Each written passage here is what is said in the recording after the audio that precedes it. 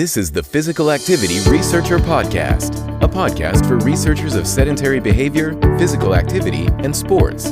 Join for a relaxed dialogue about research design, practicalities, and, well, anything related to research.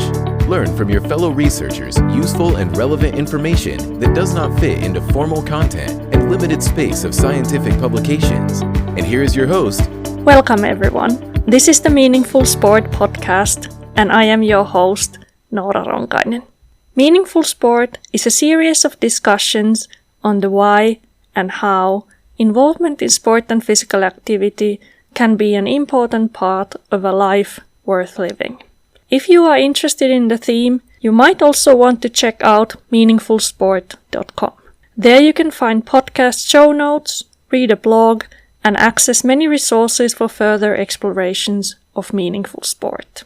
I'm very honored to introduce today's guest. He's an Olympian, motivational speaker, and a businessman. He achieved 3 Olympic medals, as well as world, European, and Commonwealth titles during his really outstanding athletic career. But he's also widely known as a TV personality and an inspirational speaker. Very interestingly, for the theme of our podcast today, he is drawn to existential philosophy and how it can help us in making sense of our lives. And today, he has agreed to join me for a discussion to explore meaning and meaningfulness of sport. Again, I'm very delighted to introduce Kriss Akabusi MBE. Welcome, Kriss, and I'm excited and thankful for you to join me for today's discussion. Well, Noora, thank you very much for that warm introduction, and I'm most definitely very happy to be here. I never take any meeting for granted.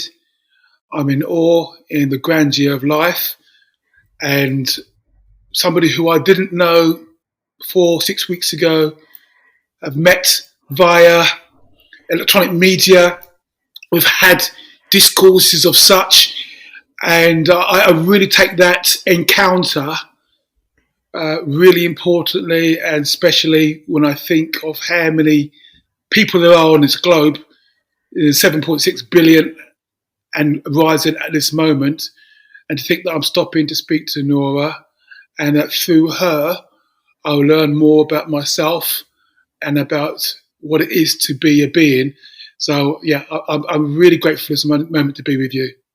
Yeah, I think when we got in touch and we realized that we both have this interest in existential philosophy, so we exchanged some thoughts on Nietzsche's philosophy, and that would be something that has inspired you to think about life as well.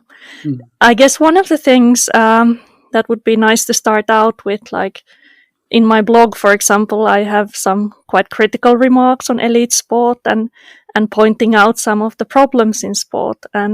And rightly so, you mentioned that certainly in elite sport, we also have this life-affirming feature, something that Nietzsche, for example, would certainly see as valuable things for human life. So let's start exploring these ideas a little bit. So I'd be delighted to hear a little bit about how you are thinking about your athletic career at elite level and the meaning of sport in your own life. Yeah, so, I mean, sport has been a massive, massive impact on my life and my experience of being in the world. There are a few intersections, I can think of. My time as a child in a children's home, for example, my time as a soldier in my early sort of 20s, the migration from soldiering in the British Army to elite athletics, and being an athlete in the world is a very well, I was going to contradict myself because I say it's going to be very special, because everything is special, everything is unique, everything is our window, everything is our project. So, but it is so much in the glare of the public. When you become a world-class athlete, all that you do is in the glare of the public, specifically when you are entering the arena to compete on a day, on an hour, determined by somebody else. they tell you to get ready for that day. And all the young people, because athletics is a environment that is pervaded at a performance level by young people, 20s and 30s, you're all getting ready for that day. And it's a do or die moment. It is a moment when everyone sees, well, who are you? What have you got? Can you deliver? And you have to got to call yourself together, and all of your resources come together in that moment to deliver. And with every winner, with everybody who has that wreath and that garland around their neck, there will be 8 people in that final who will be vanquished, and maybe 40, 50, 60 people concertina below you who try to make that final, all who have been vanquished. And that's a massive statement about yourself, and can leave you having a sense of self-worth and meaning. But that can also evaporate very, very quickly because there's always another day. Yeah, I think at this point I should mention that there are all these, I listened to a couple of podcasts before our discussion, and you have shared a lot of stories from the big highlights of your athletic career. And just like you said, in the media, we hear a lot of stories, and it's often about these highlights, and you certainly had an outstanding athletic career. Can you maybe talk a little bit about that everyday life of an athlete? So you have these big moments, you have these big events that you train for a very long time with that goal in mind. How about everyday life as an athlete? How did you experience that? So I like to pause and to think my everyday life, because it was a long time ago now, Nora. I retired in 1992, so it's nearly 30 years ago. I want to say that it's a market focus. Everything that you do is geared up, if you're at this level, for the Olympics in 4 years' time, 3 years' time, 2 years' time, 1 year's time. And everything is about you. It's quite self-absorbed experience. Every day, I don't want to say regimented, but every day you have got a program. If you're at the elite level, you're probably training twice a day at least for 6 days a week. You know that your week is split up into strength sessions, endurance sessions, speed sessions, technique sessions, speed endurance sessions. You're very mindful of the body that you're in. You're very mindful of this vehicle in which you live, breathe, and have your being, and you can feel tensions and knots in it. You can feel a vibrancy in it. Sometimes you may think there are things going on that are not going on. So that's often very difficult to decide between what's phantom and what is reality there. Yeah, everyday life, that's a tough one. Are you thinking of anything in particular, Nora?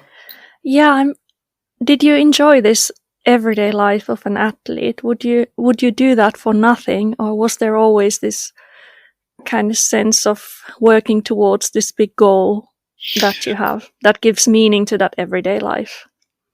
So in my day, I'm not quite sure what it's like today, but certainly in my day, when I started, I did it for nothing, if what you mean by nothing is financial recompense. Now, I don't think you ever do anything for nothing. There's always a beneficial impulse in whatever you do. Yeah. So, for example, I started athletics as a way of belonging to a community and a way of making a statement hitherto not made about myself. So there was a reason for me getting on in athletics. It gave me a sense of purpose. It gave me a sense of significance. It gave me a sense of overcoming what had been before. So in that case, it wasn't for nothing. But if you mean financial recompense, definitely for nothing. It's only when you get better you get involved in the money side of life. Yeah, by saying that doing something for nothing, is it something that you find that there is this value of doing that thing for its own sake, doing sport just because that moment of doing sport in your daily life is something that is meaningful and valuable for you? Or how important in your perspective was having this big goal, such as the World Championships or the Olympics, for example?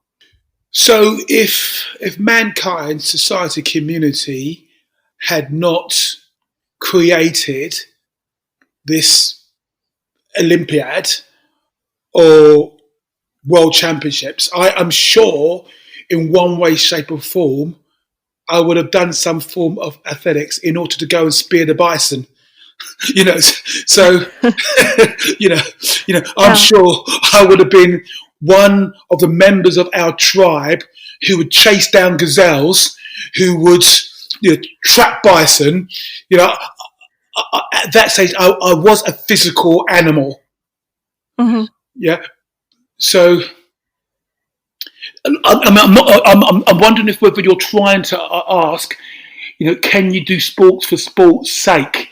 Yeah, that's part of it. Yeah, I'm thinking of this. Some years ago, I was doing research with distance runners, and I was interested in this phenomenon, like when you realize that you are getting older and you are running slower this year than what you ran last year. Yeah. And would these runners continue running? So if they had been, most of my participants were around national level, maybe. Yeah. So they would compete in the national champs and that kind of thing. But so that's almost an existential crisis for an athlete, when you always had this horizon of developing your running faster and getting to a new level. And when you realize you're not getting to a good level or a higher level, then it's what next is kind of the question that comes. Okay. So, of course, I've been through that transition. Clearly, I'm now 62. I'm not 32. At 33 years of age, I was a world champion. I was, as an individual, I'd come third in the World Championships. And so, but for example, in 1992 in Barcelona, I was in my race. I was in a race where the winner, Kevin Young, broke the world record. He was 8 meters ahead of me, 1 full second ahead of me. I, in placing third, had broken the British record, a record that still stands today. That shows you the level I had achieved. But I recognized in that moment I'd gone as far as I was going to go. There was no more I was getting out of myself. So clearly I've made that transition. This morning I went for a 3-mile run. I run every day. So of course, yes, I have a joy and a difference.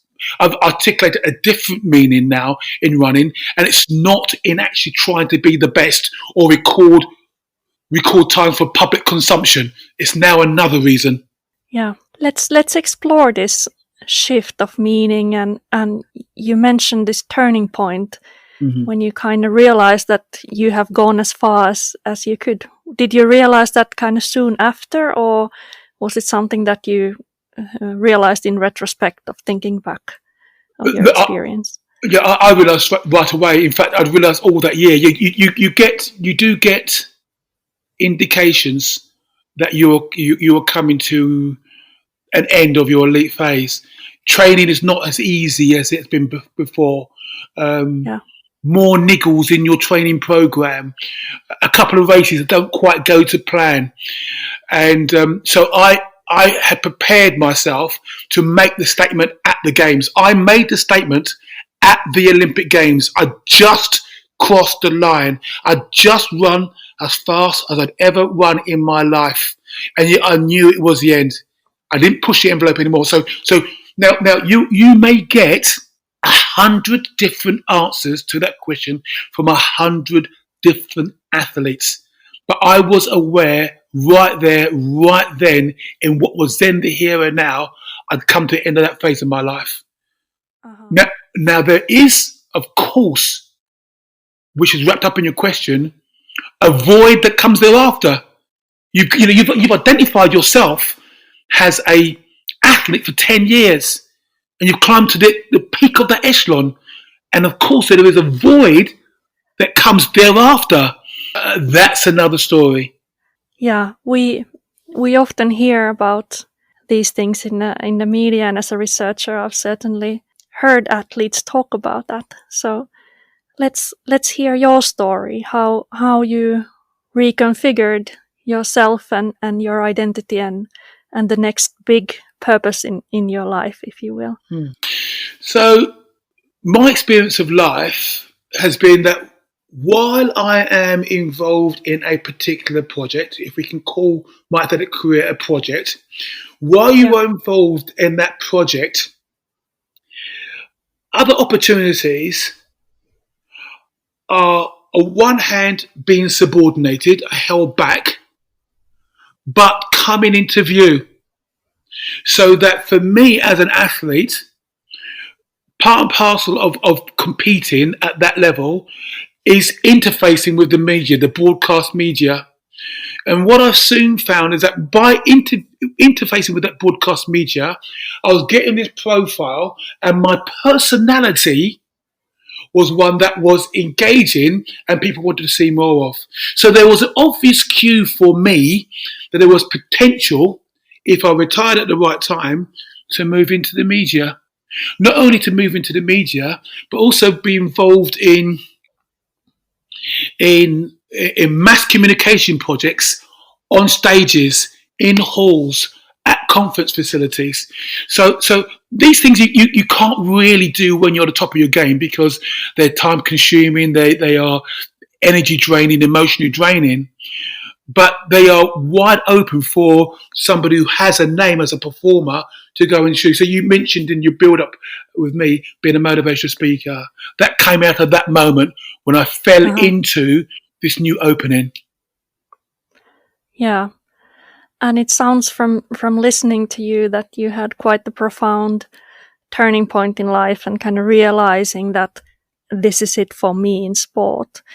If you think of your life as an elite athlete, did you ever have previously moments of doubt, or we talk about existentialism, so I guess I will throw out the word existential crisis.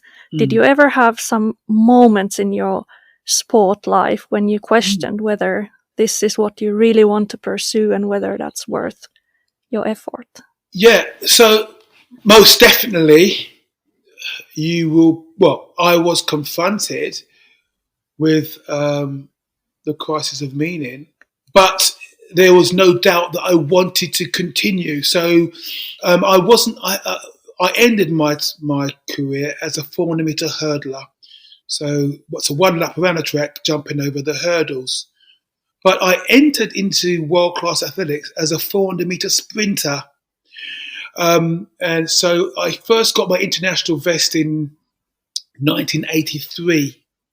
But in 1986, I was confronted with what you've called that sort of existential moment, that angst, that the identity I created for myself as a world-class athlete running for my country in the flat 400 was being challenged by younger, more virile, but younger, better versions of myself. There's a guy called Roger Black and there's a guy called Dirk Redmond. These were two young British quarter milers who, when they came on the scene, it was very obvious.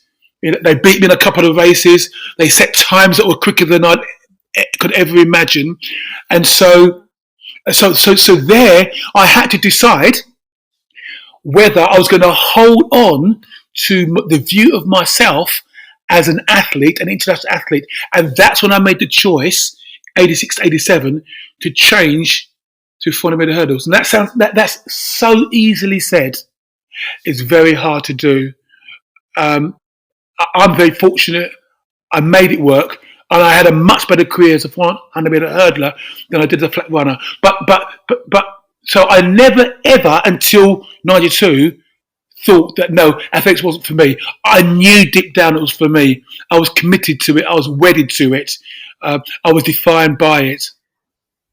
Yeah, hearing you and what we discussed in these emails before, that there has certainly been this life-affirming moments and experiences in elite sport that I believe that you certainly cherish. I guess if we think about elite sport now, and in some elements, it's probably a different world from the time that you were an elite athlete yourself. Mm-hmm. And in our recent years, we are hearing about very sad stories and very troubling stories about some of the issues and problems, for example, in relation to athlete mental health.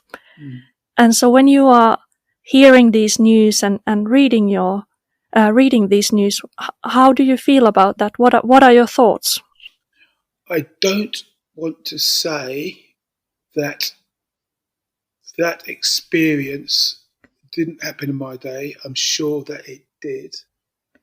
Yeah. I'm sure that there were athletes in my day who had depressions, bulimia, anorexia nervosa, and a whole raft of mental health issues. But the world that we lived in then wasn't, articulating that was not as accessible as it is today. So I wonder whether the prevalence of mental health issues today is because of the zeitgeist in which we live. That it is open. You know, I mean, there was a case like DSMV 5-6 has got so many different mental health illnesses, ADHD, whatever it is, that existed way back when, but because you didn't know it. I'm not quite sure if I'm really articulating myself very well. So yes, I am aware today of mental health crises amongst many sports people. I'm not quite sure I was aware of it as much in my day. Yeah, and just like you said, I think also we can, if we think of sports psychology and how much it is available or hasn't been available, like in our time, these days it's quite common to have sports psychologists who are working with teams, and it's probably also more slowly becoming more acceptable to also be struggling sometimes. So just like you said, I would guess that part of why we are now more aware is that also because athletes are talking about things, and it has been a somewhat taboo, but now that it's been made more visible in the media. Yeah. Thanks for joining us this week on Physical Activity Researcher Podcast. If you like the show, make sure you never miss an episode by subscribing or following the show on Twitter. This podcast is made possible by listeners like you. Thank you for your support. If you found value in the show, we would really appreciate a rating on Apple Podcast or whichever app you're using. Or if you would, in a real old school way, simply tell a friend about the show. It would be a great help for us. We have a fantastic lineup of guests for forthcoming episodes, so be sure to tune in. Thank you all for your support and have a great day.